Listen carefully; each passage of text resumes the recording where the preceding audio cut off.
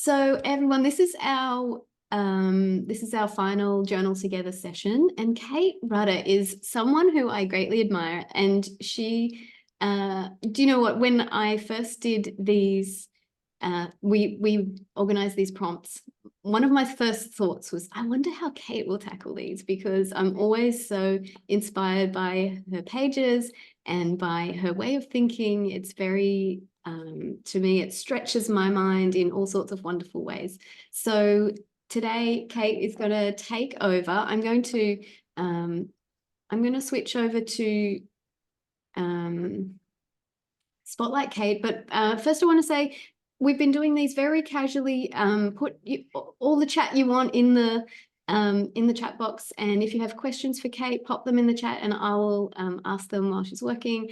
Otherwise, you can work along with Kate, or you can work on your own projects. This is a time just to be together and to share inspiration and information. So chat away in the chat, and I'm going to hand it over to Kate.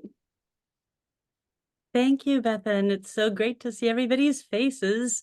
So I have a bit of a setup here, and I've had a busy week or so. So I have just now started my nature journaling for the week. And so what I'd like to do is just go through day 5. I'm starting from scratch, although I did put a little bit of pre-thinking into how I'd like to approach this project. You know, I do a lot of in-field nature journaling, just out listening to see what rises and what sparkles. And when I do International Nature Journaling Week, I really like to push myself and experiment. So sometimes these are a little more structured and planned than other emergent nature journaling process. So I'll give you a preview of kind of where we're going. And I have a setup where I can be talking and you can see my work. I also have a setup where you can see the work and a little bit more of it. If you prefer that I change views at any time, that's fine. But I'm going to probably stay here. So I thought it'd be interesting, since it's all a cycle, to do a nature journal each day as a wedge that would eventually kind of create this cycle. So I did my math, and 360 divided by 7 is like 54 degrees. So I went ahead and made this template. And then I realized I designed a pizza. So we're going to go with the pizza plan this time. And so the first couple days, what it's looking like is this is the first day of germination and emergence. I have a big penchant for avocado pits. So I took an avocado pit and was really interested with this hypocotyl right here. And that's really kind of what's happening down here. And then some memory. And I don't know if any of you like avocados, but if you take an avocado pit and before you take the seed off, if you wet it down and look at it when the seed coat, which kind of is still a little bit here, is wet, you'll see this tree structure emerge, because it's actually the veins. It's it's how the seed is feeding itself. It's how it grows. But it also looks like a tree, and each one is unique and different. And so I've fallen in love with the dream trees. And every time I have an avocado, I look and in my magical thinking, I think maybe every avocado seed has a tree it dreams of being, and that seemed appropriate for germination and emergence for this year. So that's this one. Working for color for the next one, depending on how far I get on day 5, I might come back to this. This is a zinnia that's growing.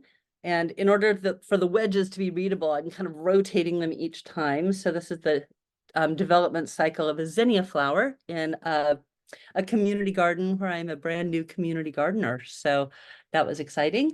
The next 2 pages for day 3 and 4 are filled with potential. And so we're going to come over to day 5, and I'm just going to kind of get started. For this one, I work in pen usually from the start, but I do like to kind of put together the template and get some pencil sketched out. So I'll be working with pencil at the start, then I'll move to ink, and then I'll add some color, and we'll go as far as our time goes while we chit chat. How does that sound, Bethan? That sounds perfect. Thank you so much, Kate. Okay. So I'm just going to chat a little bit, but I'd really love to be more in response to what you all are thinking. So as I work and draw here. And if I sync off screen, let me know, because sometimes I do that. But I'm just gonna kind of get started here. I'm using a mechanical pencil, nothing fancy. I hold my hand in a non-standard way. So don't be alarmed by that. My father was always pretty alarmed by that. But turns out not to have mattered in my overall life.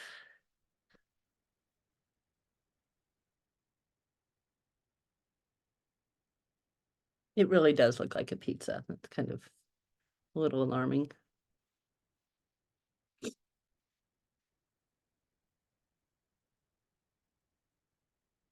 And these four circles up here, I was really intrigued and inspired by the prompts and how it's not just the external world that we're appreciating and noticing, but also the internal world. And so each of these circles represent kind of the plant, big plant fan, they're all plants that I'm working on. This is the plant, and this is kind of a personal response to the theme. This is friends and family, and then this is community. So I'm kind of thinking in different orbs, outward orbs of connection for that theme. See, today is fruiting and dispersal. Come back here and get a little cheat sheet of how I did that so that they're somewhat continuous. Let's write that in.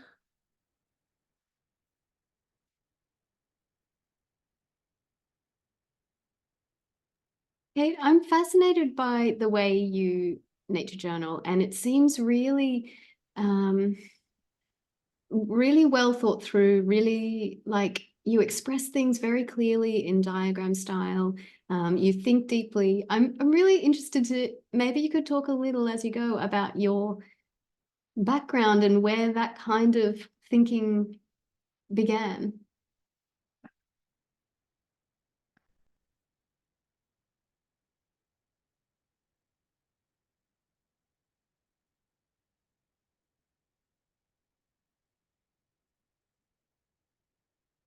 I think maybe Beth Ann's a little frozen, so I will. Sorry, I Okay, paused for I a will moment. continue. I'm not sure where you got up to, what I was saying, but I'm interested in your history and the way that your brain works, and I wonder if it's a function of your work history or your training, or how did you come to think in this way? I think it's probably it was certainly refined and honed by my work history. I spent a long time in a field called user experience design, which helps structure information so that people can navigate through it. Probably the easiest analog is to think about how libraries are organized, whether that's a numerical system or a topical categorical system. And so a lot of the work that was happening that I was involved with was about taking abstract ideas and trying to give them some form. So lots of diagrams, lots of mental models, lots of lists of things, lots of Excel work, as you're trying to move things around. And then the other part of the field was ensuring that technologies are working for humans instead of the other way around. I could go on about why I left that field based on what's happening now, but I think I shall not. But so there's a lot of human connection research, user research to help people understand how people thought about doing their tasks or accomplishing things, and then melding these structures of information and kind of abstract ideas of task completion into how those would take form in people's lives through like one little screen interface. So there was a lot of abstract and real and abstract and real. And I find that really engaging with nature journaling too. So something that's more of a diagram or a process flow, often it sneaks into my work because it's a way for me to kind of understand and deconstruct the complexities of what I'm looking at. Oh, that's amazing. That explains a lot about your pages and just how wonderful they are to dive into, because when I'm looking at your pages, it's like it's a bit of a journey, and you get taken on a journey for understanding and exploring what you're looking at. Oh, thank you. Hang on, I'm going to grab a pair of scissors because one of the things I'm excited about this time, if you'll see the sprawly thing in front of me, is seeds and dispersal. And over last October, I did Inktober, or Seedtober, as I laughingly called it, And there were 30 seeds that I kind of dug into, and I'm loving fruiting and dispersal.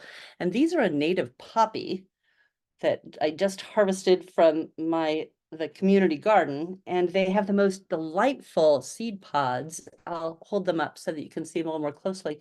They look like little buildings or turrets, and they're wind dispersed. They're also super sprawly. You can probably see a little bit in front of me. They're very, very tall plants, and they're not a regular California poppy, which sometimes I shy away from the charismatic. I think the charismatic gets a lot of airtime and play, and I like the subtle ones. So wind poppies are, as one might imagine, wind pollinated, and they're beautiful.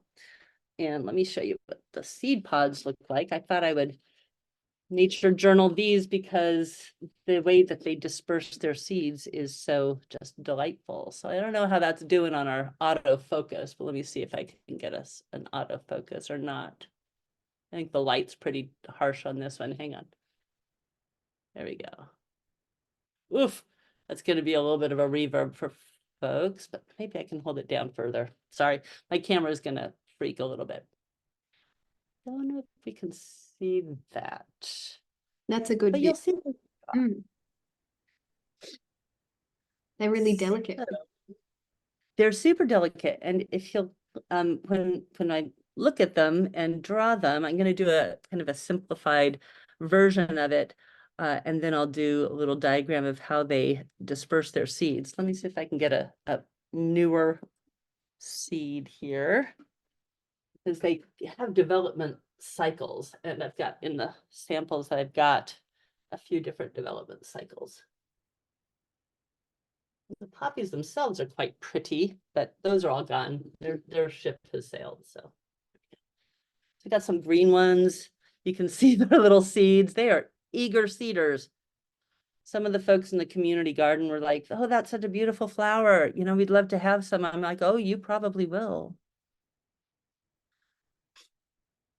So they're just tiny. They look like little poppy seeds, haha, because they are. And when the seed pods open, when they dry out, they open up this little chamber at the very top.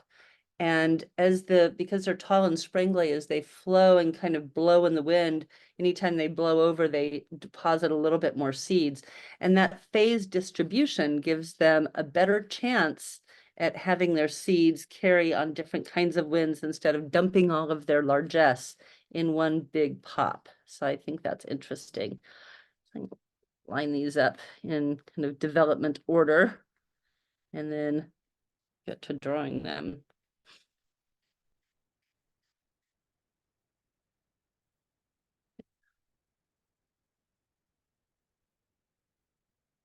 I probably have too many here. You can never have too many wind poppy seeds. Maybe that's a philosophy.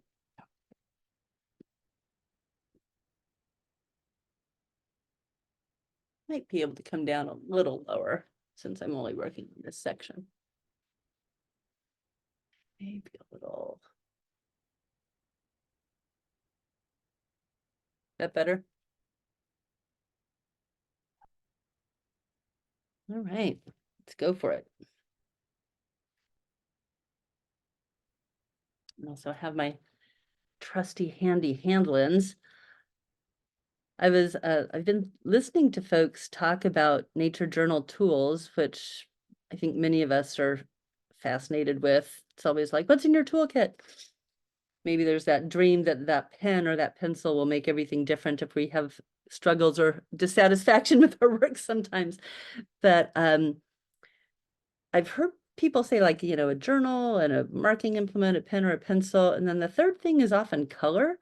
And I love color too, but I like looking at things more. So I think my third tool would be a hand lens or a magnifying glass.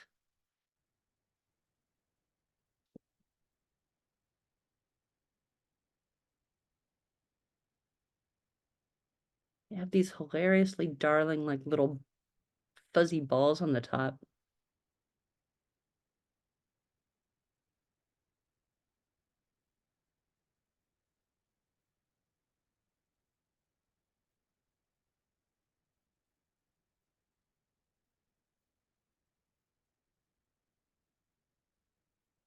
Oh, 3 favorite tools. Yes.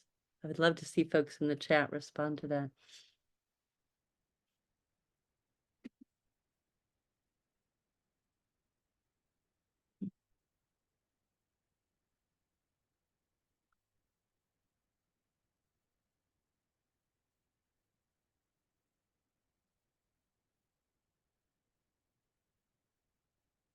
So neat how these have this little spragen where they kind of set into the stem, and how the stem almost always has like a little cul-de-sac bend or a kind of a bend to it too. And they're very dapper. They have this kind of piping around their seed chambers. Ooh, and then this one's all dried out. That's a good one.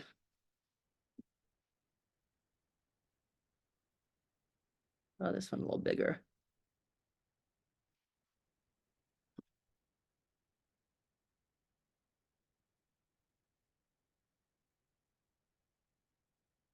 I'm trying to keep it light. I'm actually a little heavier in my pencil than I probably will want to be, because I'm going to end up taking it out at the end. Although I do love pencil just as a regular form.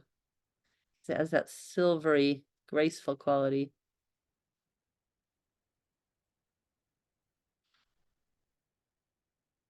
So these little guys, maybe I'll just keep this one pencil.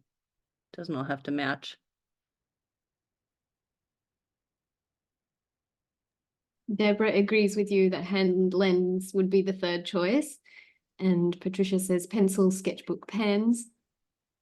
Mm.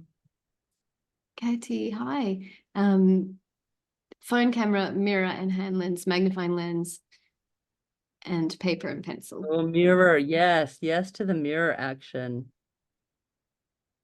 How do you use a mirror? What would you do? I use a mirror as, I don't have mine right now. Let me go grab it because it's super handy.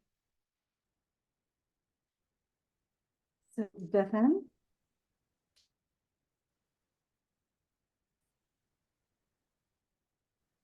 I think my favorite 3 non-mark making tools are just this little portable hand lens, a clear ruler. I'm not thrilled about the plastic, but being able to lay it over and get some measurements, which I'll do in a minute, is very useful. And then the third is you can see all the cords, is a little compact mirror, because when I'm looking at something that has an underside, like something like underneath a poppy, I can check Oh, it out and see the underside. I learned this tip from Fiona Globally, what? That's amazing. and yes, it saves your back if you're, out and about and trying to crane your neck underneath something.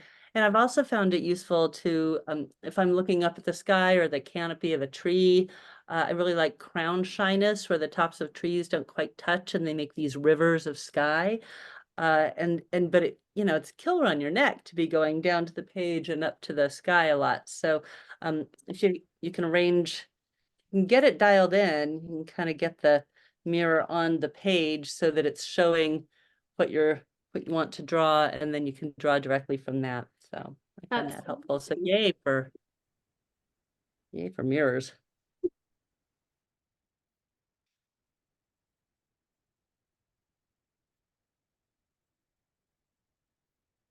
I like how this one's kind of plumped out and this one's all dried up. Do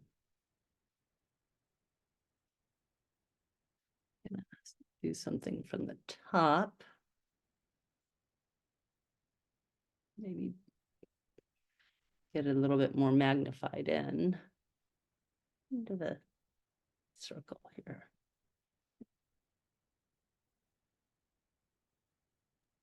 Friends, this is a very casual session, and I want to invite you to just unmute and ask Kate a question if you feel like doing that. You won't. I've pinned her, so you won't disturb the video. So go ahead and do that if you have any questions.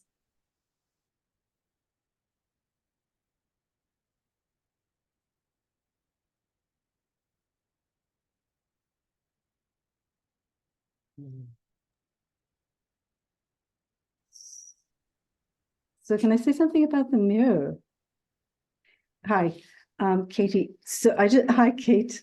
I was Hello. thinking, what I found the mirror at first was actually in trying to identify mushrooms and when you're fungi. So that's how I came across it. And if you're trying to identify fungi, you have to be able to get the underside. And not only is it bad for your back, you often literally can't see it and you can't get enough light. So with the mirror, and that's why I like having a phone camera and a phone with a smartphone, because you've got all sorts of things, like you've got a torch on it and that sort of thing, and you can get you can get then a photograph of it as well. But the allows you to see underneath, literally couldn't see underneath into, and that was really cool. I ended up like developing this whole data collection sheet of, in order to identify mushrooms, like these 20 for iNaturalist. It was a really fun rabbit hole to have gone down. Yeah. It makes perfect sense because they're so shy. They've like cupped over and they're like hiding their, their And they, secret ID parts. yeah, exactly. And sometimes they're like little ledges that are really close to the ground as well. So yeah, that was really fun. And then you start thinking about like what's tucked underneath from a perspective as if you're like 1 millimeter high, which was also really, really like different points of, so really interesting. That's I was awesome. out of what you're doing here too. This is really cool. And so I didn't see how you can do this, but that's what you do, is this. Cool. Nice. I'm gonna now need to seek out some mushrooms. It's been kind of warm here, so I think our mushroom time has mostly passed, but I'm gonna put a note on that because what a terrific Yeah. technique. The thing that's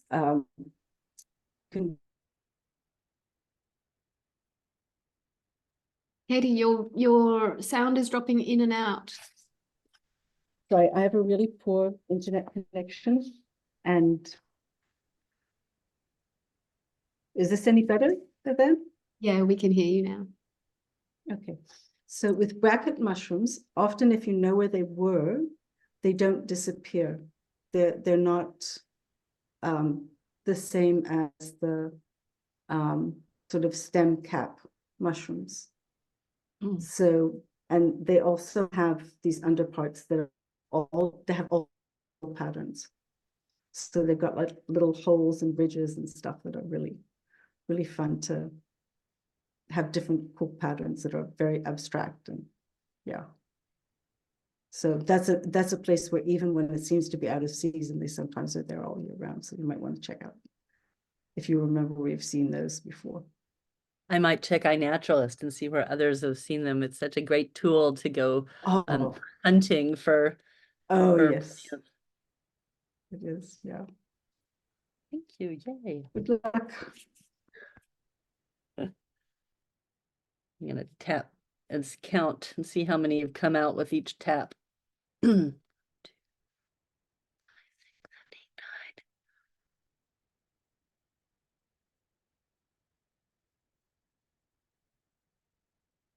9. I'm gonna have seeds all over my entire desk. 1, 2.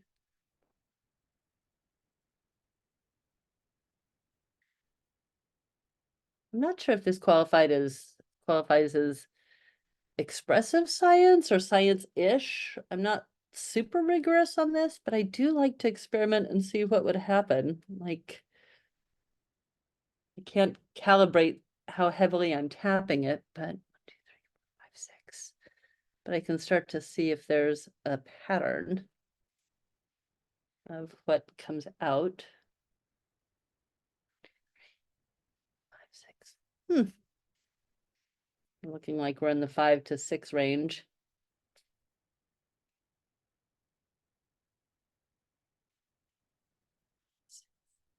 Either 6 or 7. 7.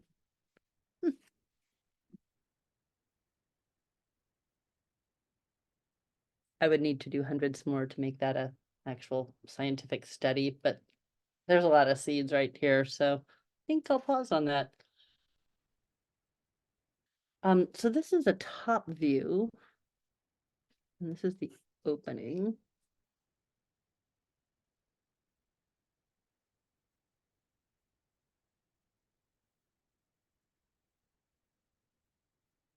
Seeds view areas. I think down here I will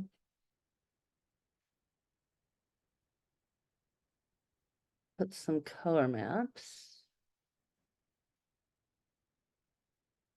I'm also now realizing I didn't turn the entire journal, so these are all going to be upside down when I assemble them. But that's actually not unusual. I don't put things on the cover of my journal, so every single one has a complete journal entry that is upside down. So this is just a little bit more of, my usual MO. I am curious what these look like if I were to pop them open. Oh, look at that. Oh my God, that's a ton of seeds in there. Okay. Well, that's worth drawing. They've all got their own little runway. Fascinating. Oh, that's like a marble run. It is like a marble run. That's awesome. I'm gonna write that down. If there's space. I also sometimes need more space. Oh my goodness, that's so funny. Maybe I can fit it here. Is that even visible, Bethan?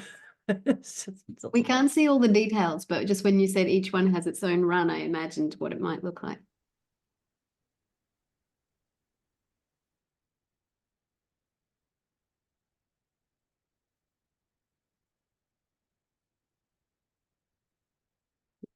Page section so that that doesn't all fall together.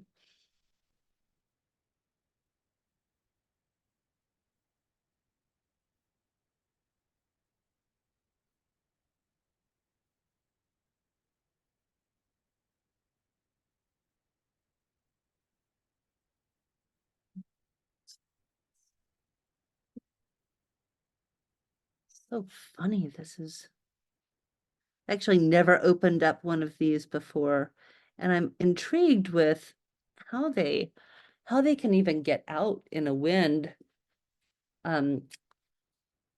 Maybe a strong wind where the actual poppy head is kind of bent all the way over, but seems like they come out pretty quickly with just a little tap.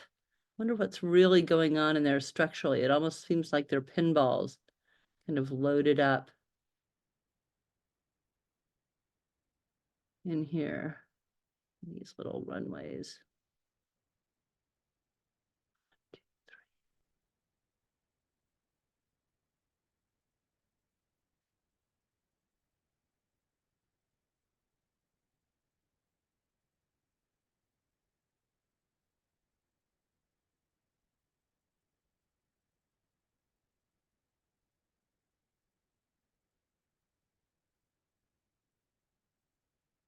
All right, well, there's a lot going on there. I'm going to get a little piece of paper, move some of these things off of the journal area.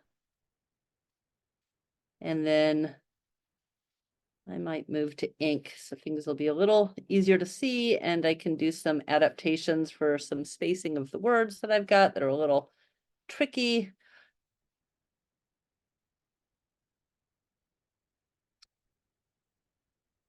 And that is, I also like the benefit of pencil first. If I'm trying to do something that I want to work through a couple times, then instead of thinking about it as like a draft and a presentation, I think about it as like the first learning and the second learning, so that the second time I can add a little bit more precision or correct something that felt like it was not as accurate as I was hoping. If there's any spelling stuff that gets funky, that's the time. And things like, I don't know that this thing that says seeds here, is all that clear, so I'll probably put a better description in there, but retain that size. And these ones I'm going to do color because I really like to see the colors, especially on these juicier pods. So it's easiest to start with writing, give myself some structure. Looks like writing kind of looks like that. This is a little squishy over on dispersal, so I'll try and correct for that. Get a pen with a little more oomph to it.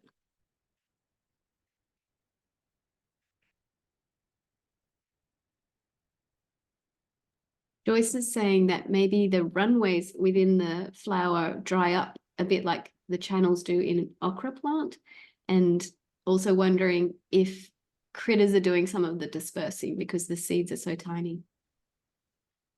Those are good questions. I think I will add them to the spread. And I don't know the answer to those. I don't know how tasty or appealing the seeds are, or how appealing the pods are. Both good questions. And that was from Joyce. Thank you.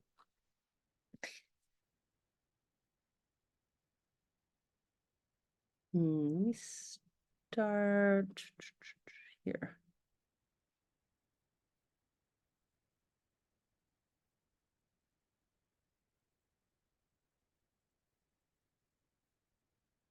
Got to thinking that if this is going to be some kind of cycle, maybe I should add a little arrow over on this side so that it overlaps whatever the next one is, kind of give a sense of direction. I didn't do that on the first one, so maybe I'll fix it in post, or maybe it just won't happen until the later ones. I'll have to figure something out about that. A lot, but then you were talking about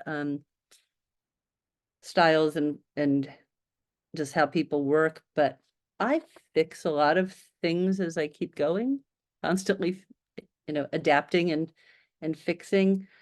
And I think that's been helpful that I don't really have a picture of what I want completed before I start. So, and I really don't have a lot of standards for how it ends up. I mean, obviously, like anyone, I'll have an aesthetic that I like or I enjoy doing, but I try and keep it pretty experimental because then I really don't know where it's going to go, and then it's easy to be surprised. Sometimes most of the time the surprises are positive. I'm like, oh, I had no idea that would work out that way. Sometimes they're not as positive, but I didn't even know. So it's fine. If I try and do something intentional and it doesn't go the way I hoped, then that doesn't feel as fun.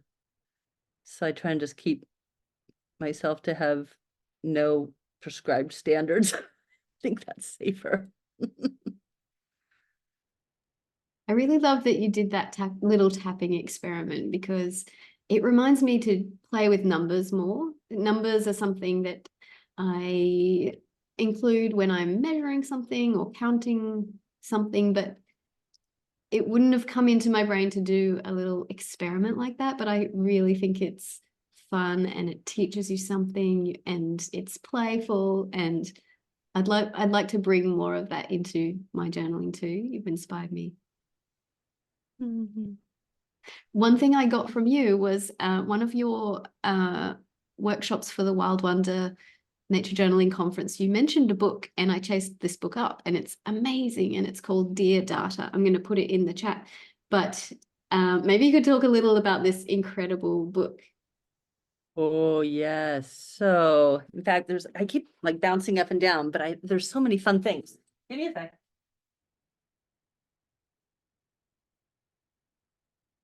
Where is it? And I want this because it allows me to correctly pronounce the names of the authors. So Georgia Lupi and Stephanie Posavec are data designers. They make data visual. They met at a conference and hit it off. One lived in New York in Brooklyn, and one lived in London. And so for a year, they exchanged postcards of data visualizations that they did by hand. And so they'd pick a theme for the week, like smiles, and they would figure out some expressive way to track the smiles. And it turns out that without any standard like pie charts or bar charts, there was an incredibly aesthetically intriguing, interesting, wildly random ways of visualizing this data, their datum, and it was just beautiful. And so they published those postcards in it's like a coffee table sized book. It's quite large. And just if you want to play with numbers and summarizing them, and the thought of like Excel charts or standardized charts makes you uninspired, this is a really good inspiration, because it's like, how can you use color or shape or dots or all these different little bits and bobs of a visual language to capture some data and to summarize it in a way that is novel and personal and unique and artistic, if you will. And it's just super fun. Then, and this will give you a jam. So then they published this, which is a workbook. And this workbook, when you go through it, is for you to invent your own data visualizations. You can paint with data. So it gives a series of prompts and some templates, and you can always go off book as well be, but it's also somewhat cathartic. They picked some topics that are really personal and interesting and connect you with community and with your friends and loved ones. So I've been working through it, and it's really kind of upped my game on just being able to see a data layer to the world in a beautiful, expressive, generative way instead of a reductive, extrapolated way. Both are important and meaningful. I just hadn't really connected to the spirit of data in that way before. And this was the entry to that. So I'll get back to drawing now. I can't say enough good things about their book and their approach, and what a gift it has been to so many different fields to have something like that. Oh, thank you for that. I've written that book down, the workbook. That looks incredible. I just got so much value from Dear Data, and I shared it with my son's teacher, who also teaches high school, and she said that they did a whole data visualization unit at their high school because of the steps came down the line from you to me to her and then to the high school. See, we are fruiting and dispersing. I loved it in the book because they both did the same thing. It might have been smiles, it might have been moods, or number of times they kissed their spouse or whatever it was. But each one did them so differently but so interestingly. It was amazing to see the two minds working on the same project in such different ways. Yes. Yes, it was an inspiration that, invention comes from all different kinds of places, and that standards are helpful in some contexts, but other contexts, exploration and new things are also super interesting. And to be able to compare them, because it was a companion project, was also really lovely. So you could almost get more information. It's like when we go out as in journaling with a companion or a friend or a community or a club, and then we've observed similar things, and then we all share what we've observed, and it just rounds out the appreciation and celebration so much more fully to see the world through someone else's eyes. I think that's one of the biggest draws for the nature journaling community for me, is because seeing how other people see things and render them or communicate them or understand them is like that's the magic, right?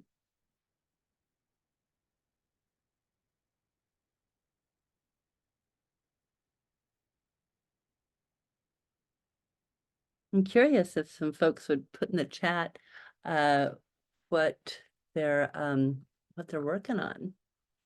If you have a beloved fruiting, dispersing being that you are spending some time with during our session.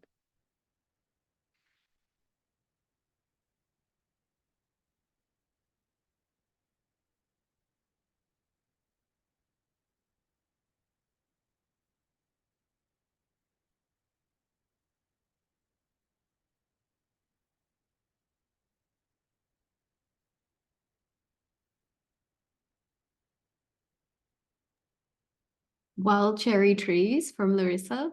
Kiki is sketching the other half of the avocado that she didn't eat for dinner. Avocado, loved you.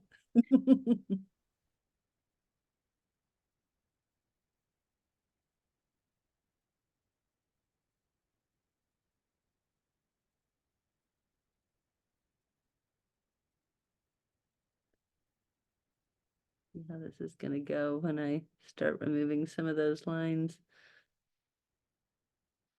Cheryl said they did a page on the little leaf sumac, which volunteered in the yard, but it's a native, so let it grow. Mulberries, wonderful.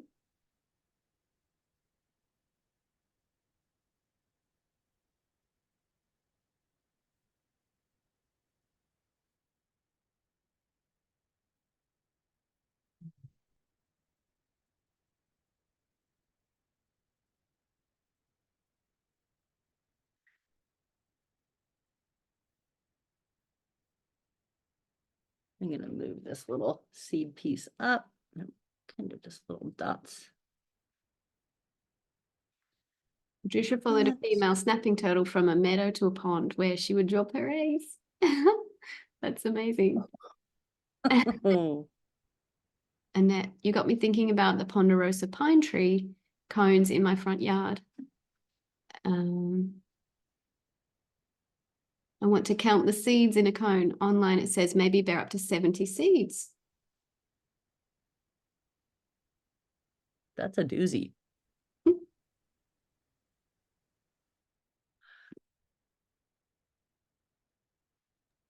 Oh, Linda, I saw the popping mystery in your garden.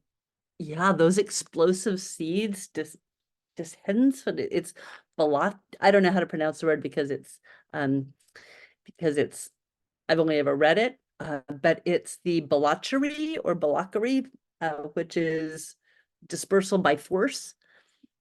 And yeah, so that's so funny that you hear these pops, you're like, what is that? And it might be seeds. It always makes me think that, the seed parents or plant parents are like just kicking their kids out the door and they want them to go as far as possible. But, every being has their way.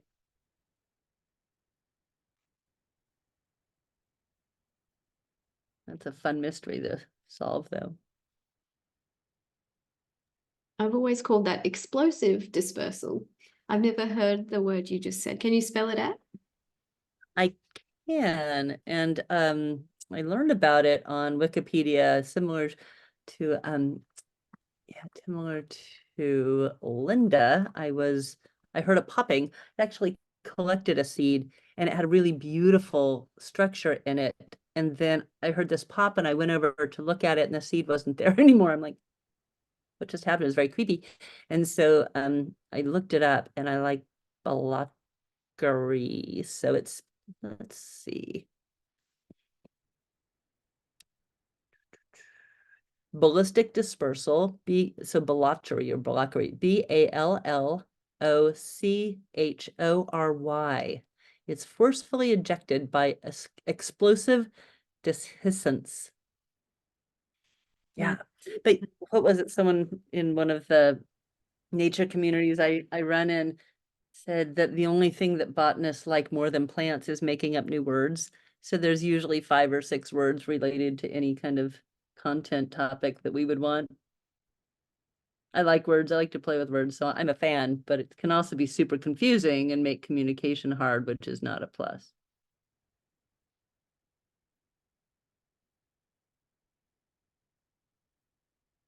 I'm a little concerned how I'm going to get any writing in here, but I'll figure that out. I might need to use a smaller pen.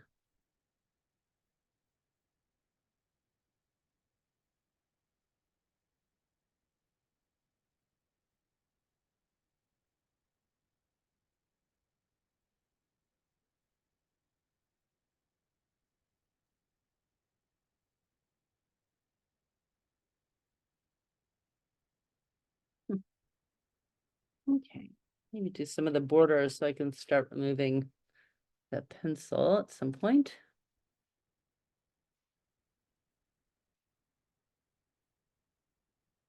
And this writing up here in these circles is going to take a little bit more thinking, probably not going to do that on the fly, because it's some reflective thought about fruiting and dispersal. I can write the wind poppy one because that I can understand as a summary from the plant, but from a personal and the widening circles of community, I'm going to need to think about that.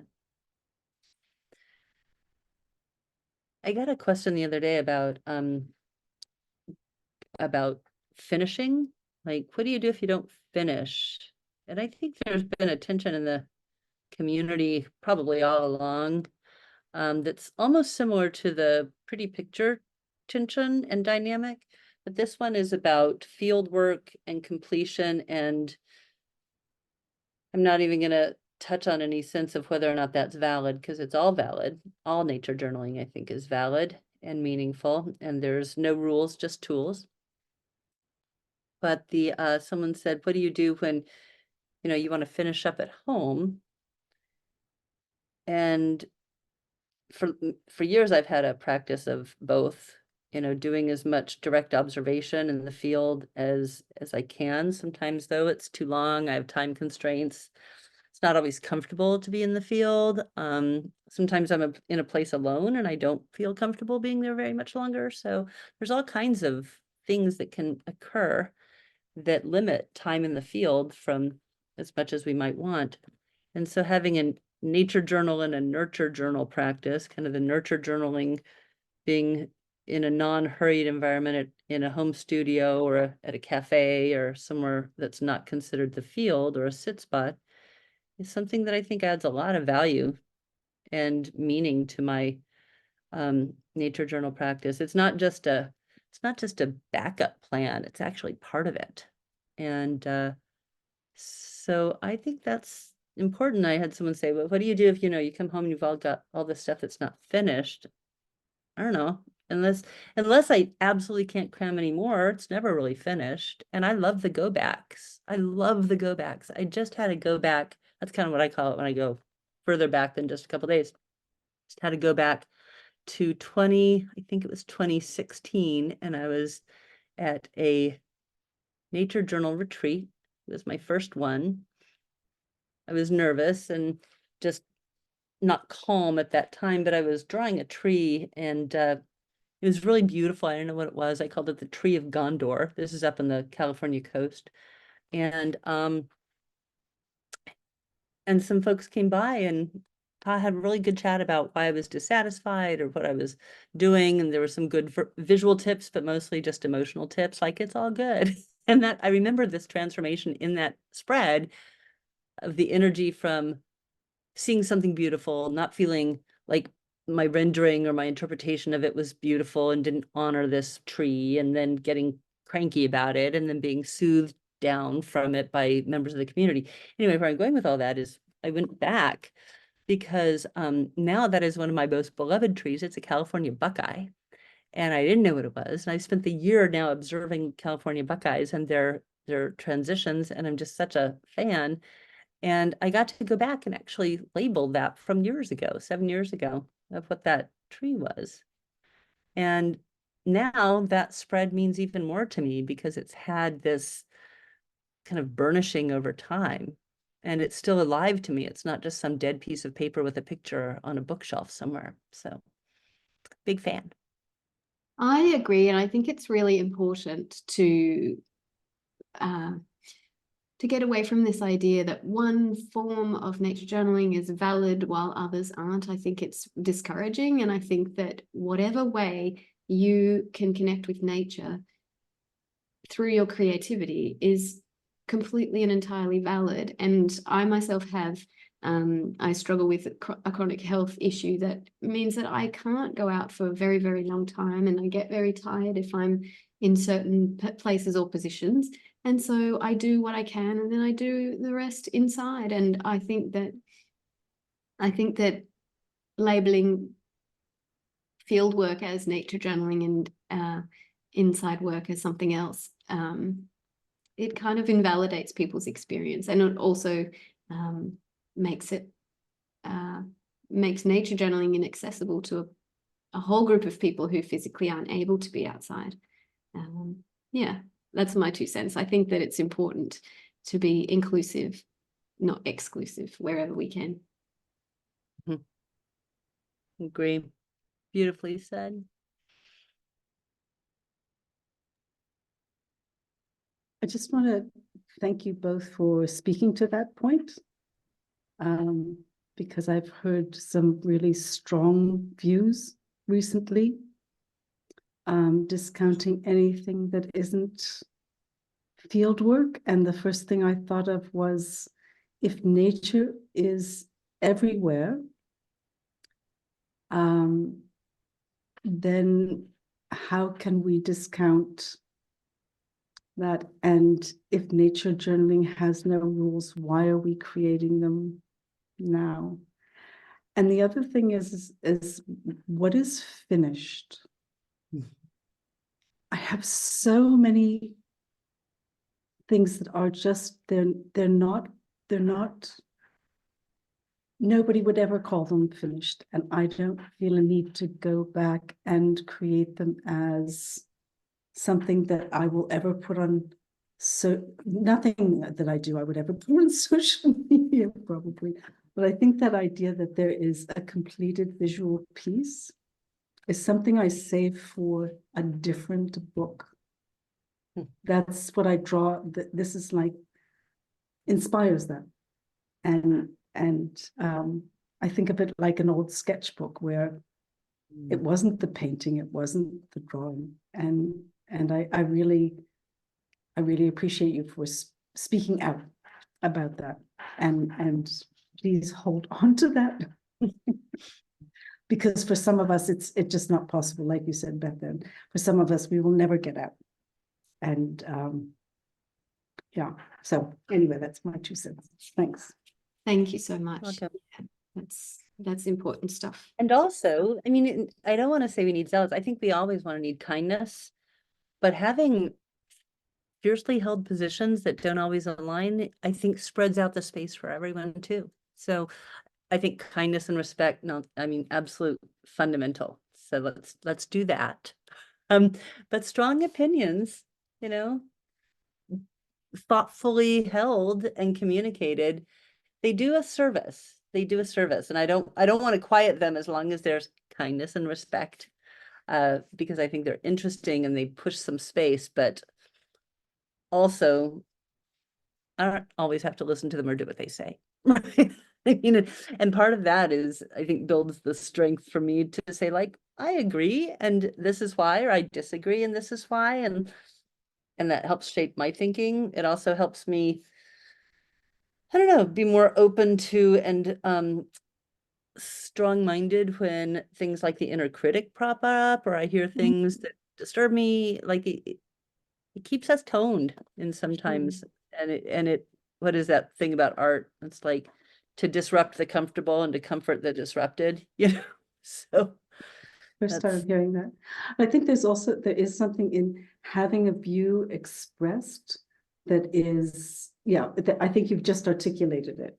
And I hadn't heard that before, that helps to make something that was assumed previously clear, that holding on to the kindness and making the space for all is in fact what's important. And you only realize that when somebody says something that counters that. And then it's like, oh no, this is really important. We think that we'll, you know, as a community hold on to that. So yeah. And I don't think quiet those voices, but just speak out to them what's important. Yeah. And it's helpful. I think I've said some very, you know, odd, and now in my, you know, looking back, things I would not have said in that way, or maybe at all. My views have changed on a lot of things. And so being in a community where those views can be, when expressed, can be questioned and discussed, where I can be part of that and learn from it, I think has been an extraordinary gift. And I would like to parts of communities that help us self-adapt and evolve. Otherwise, we're not learning on any side of it. So, Mm. but it was Julia Cameron and The Artist's Way, which is kind of a classic self-help book about about your artist creative life. But she talked about anger as a map that tells us where our boundaries are. And I thought that was, I don't know, we're pretty much off topic on the seeds and dispersal, except that there's something to be said about, when our ideas go out in the world and other ideas go out in the world and disperse, they're going to come with some emotional baggage with them. And being able to manage that emotional baggage is something that nature helps me do. And something that I think is a real part of one of the reasons I have a stewardship practice as reciprocity, is because I receive so much from nature, and I want to make sure that there's a part of my life that gives that back in a meaningful way, because it helps me deal with things like anger and sadness and despair and grief and frustration, of which, and over the past few years, many of us have had quite a bit of.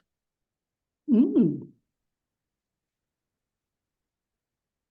Hey, we're coming up Doesn't want- to about an hour, and I wonder, I don't want to interrupt you. I love watching you work. I also want to give like a teensy bit of space to maybe for people to share their pages that we've been working on today.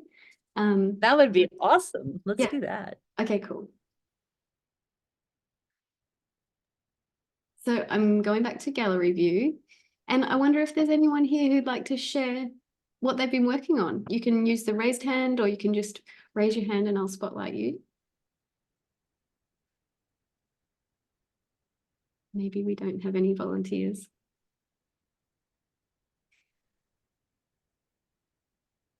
Yeah, Linda.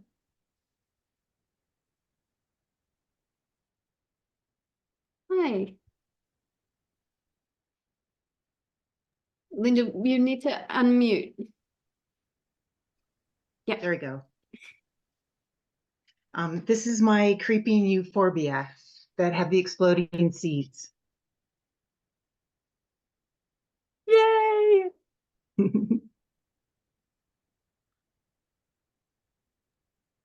Wow. Did you see them exploding? I did. When they first started exploding, I thought it was this plant, so I sketched that and was wondering if this was what was happening or not in my garden. It's the only thing I could figure out. And then as I was sitting down journaling a couple days later, I actually got hit by one of the seeds that exploded. It hit me in the face. And so then I made the discovery that it was this. That's amazing. And what shape and size are the seeds? They are round and they are very, very small, like 1/8 of an inch, Oh, wow. which 1/2 centimeter or so, or less than that, maybe. Oh, Yeah. thank you so much for sharing that.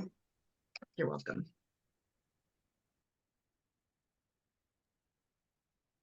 Is there anyone else who'd like to share their page? Yeah, Patricia, let me spotlight you.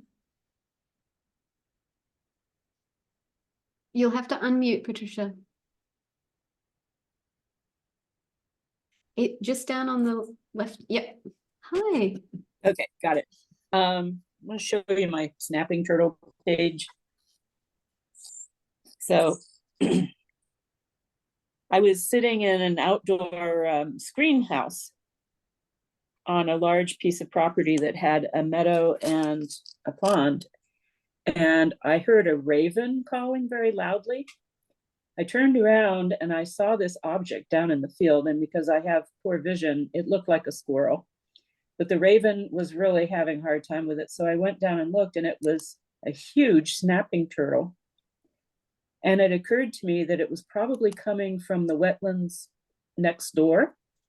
And I have a pond on the property, and it might be headed that direction. So for 2 hours, I followed the turtle and put up a chair down at the pond. And finally, she dove in and went down, and I'm pretty sure she laid her eggs.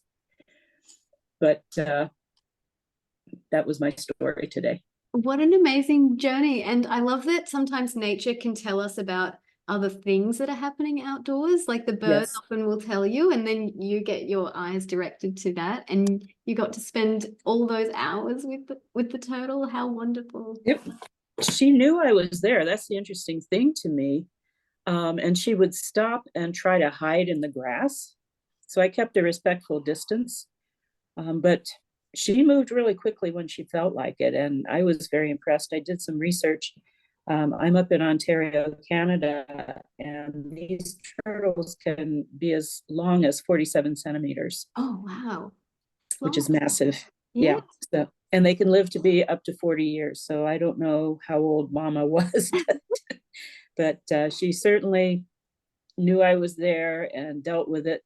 She circumnavigated a huge area to get to the pond as far from me as she could. Wow. What an experience. Thank you so much for sharing that with us. Thank you. Hi there. Is there someone else who'd like to share? Yes, Annette has her hand up. And then I'll just spotlight you and you can unmute. I'm unmuted, is that right? Hi. Can you hear me? Yeah. So this is actually from a couple days ago now. I was out and we have our apricots or apricots, depending on where you're from. We're in bloom, and I noticed what I thought was a bee, and I took a photograph. And when I got home and I was starting to sketch it, I realized that it wasn't a bee. It's actually called a hoverfly, and it mimics a bee. So it actually has 4 wings, but 2 of them are tiny. But anyway, doesn't it look? I mean, it looks like a bee, It does. but it's Same but it's marking. not a bee. That's And I it. guess there are a number of different kinds of flies and other creatures that mimic a bee because bees sting and these flies don't. So they don't have the defensive mechanism. So anyway, I thought this was a good example of what I like to do, which is come home and learn about everything once I get home. Because a lot of times I don't know out in the field exactly, like I didn't know what kind of bee it was because it's kind of an odd looking critter. But I found out it's not a bee. And it's got the wings are different, the eyes are different, and the antennae are different. And those are the 3 ways that you can distinguish one of these hoverflies from a bee. I love how So- you've got all the information printed out there on the page. Yeah, I like to do that because I like to type. And so I like to draw and I like to type. So I come home and kind of write about it and then put it on the page where I've been sketching. And then I also keep a sketch, like a field sketchbook too, but this is kind of my come home and put it all together. Like a learning, approach. yeah, it's a whole learning experience. Yeah, it's kind of my learning book. It's kind of like, I like school. And so I always liked making reports. It's like my report. Thank you so much for sharing that. Oh, this is so great. I love hearing about nature in other places. Is there anyone else who'd like to share?